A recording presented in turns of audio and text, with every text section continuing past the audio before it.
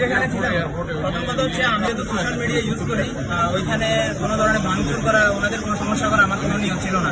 আমার মূল কথা ছিল সোশ্যাল মিডিয়ার মাধ্যমে সবাইকে জানিয়ে দিব কিছু সংখ্যক লোক আমরা একত্রিত হবো।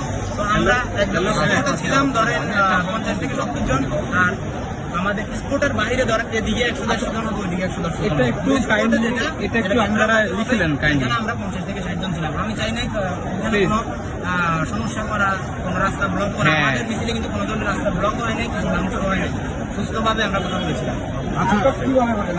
নাটকটা বলতে গেলে তো আসলে অনেক কিছু, আমি কেমনি কি বলি, নাটক হচ্ছে কি আমি বলি, নাটকটা হচ্ছে আমরা মিছিল করে মিছিলে ঢুকছি মনে হয় 10 মিনিট হয় নাই, পুলিশকে কেউ দিয়ে দিয়েছি।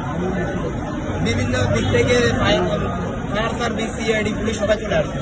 তো আমার মনে হচ্ছিল খুব একটা সমস্যা তো হবে না, যেটা হওয়ার ছোটখাটো সমস্যা হবে। তারপরে আমরা আমাদের মতো করে চলে গেছি। যাওয়ার পরে দেখা গেল আমাদের কর্মসংস্থান থেকে আমাদেরকে তুলে নিয়ে আসা হয়েছে। ঠিক আছে, এভাবে আমাদেরকে আটক করা হয়েছে। মানে আমাদেরকে একসাথে 6 জনকে আমাদের এক জায়গা থেকে আটক করা হয়েছে।